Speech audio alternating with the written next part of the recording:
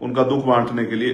और जो मतलब उस तरह की जनप्रतिनिधि हैं वो इसलिए भी जाते हैं कि परिवार का जो विषय है, उनकी जो मांग है, उनके मन सामने जो परेशानी है उसको उठाएं और उनको एडमिनिस्ट्रेशन, पुलिस, वरिष्ठ अधिकारियों के, मीडिया के माध्यम से उनके संज्ञान में मुख्यमंत्री और तमाम बड़े अधिकारियों तक उनकी अपनी बात पहुंचाए, जिससे उस परिवार की मांगों पे सरकार चिंतन करे। तो आज जब मैं चला तो यहीं से पुलिस ने मुझे जो है उस तरह से मेरी निगरानी करनी शुरू की और मेन हाईवे जो है गाजियाबाद का, वो हाईवे पर बैरिकेडिंग लगा के मेरी गाड़ी को रोक लिया। मैंने उनसे आग्रह किया कि भाई मैं जाना चाहता हूं उस परिवार की पीड़ा सुनने के लिए, उनकी आवाज उठाने के लिए। मेरी परिवार से बात हुई है, अभी भी आधा घंटा पहले मेरी परिवार से बात हुई, तो उन्होंने मुझसे कहा कि आपको आना है, हमारे यहां जरूर आना है।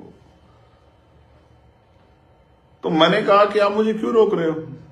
तो उन्होंने जबरदस्ती की, गाड़ी रोक दी, मुझे पैदल उतर के चलना पड़ा, रोड कई बार जो रोड बदलने पड़े, दौड़ लगानी पड़ी, तमाम तरह से प्रयास था कि मैं वहां जाऊं, क्योंकि हमारे हजारों कार्यकर्ता वहां इंतजार कर रहे थे।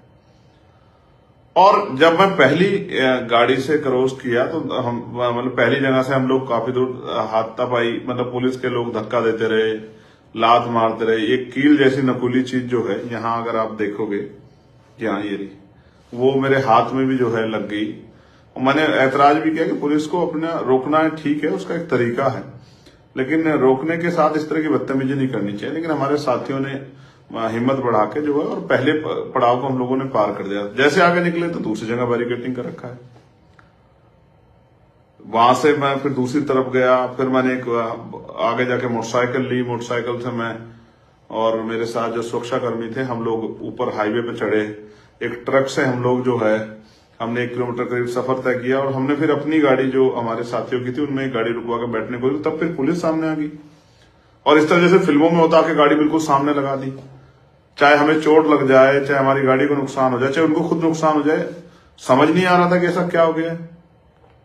फिर मैं उसके बाद वहां से भी क्रॉस करके हम भागे वहां से, फिर एक गाड़ी अगली पकड़ी, फिर आगे गए तो आगे देखा फिर बैरिकेडिंग लगा कर फिर मैं नीचे चला गया। फिर मैं एक गांव में के जाने वाले 3 लड़के थे, गांव के में घूम रहे थे, मैंने उनसे मोटरसाइकिल ली, मैंने उनसे आग्रह किया कि भाई मेरी मदद करो, मुझे वहां जाना है। उनके जरिए मैं 4, 5, 6 गांव में होता हुआ किसी तरह से मेरे टोल पे पहुंचा जहां हमारे साथी मेरा इंतजार कर रहे थे। फिर मेरी वहां अधिकारियों से वार्ता हुई, कई सारी चीजें हुई, 2 बार वार्ता हुई। मेरी एक ही डिमांड थी कि मैं परिवार से मिलना चाहता हूं, मेरी कोई जिद नहीं है कि मैं उस गांव में जाऊं कपसाड़ में, आप मुझे यही लाके मिला दो। और पुलिस इस बात पर अड़ी हुई थी कि भाई आप गाजियाबाद वापस चले जाओ, हम गाजियाबाद और दिल्ली या दिल्ली मिलने की व्यवस्था करा देंगे, जब हमारी टीम वहां विरोध कर रही थी। और मैं उनसे आग्रह कर रहा था कि भाई मैं यहां आया हूं तो मुझे यहीं मिलने दीजिए, परिवार को लाकर मिलवा दीजिए, मैं उनकी पीड़ा को सुन लूं, उनके हाल को जान लूं, उनकी जो परेशानियां हैं, उनके जो इस समय की जो महसूस कर रहे हैं, और मीडिया के सामने रख दूं, अपने लोगों के सामने रख दूं, सब लोगों तक ये बात चल जाएगी। आज मेरे लाइव में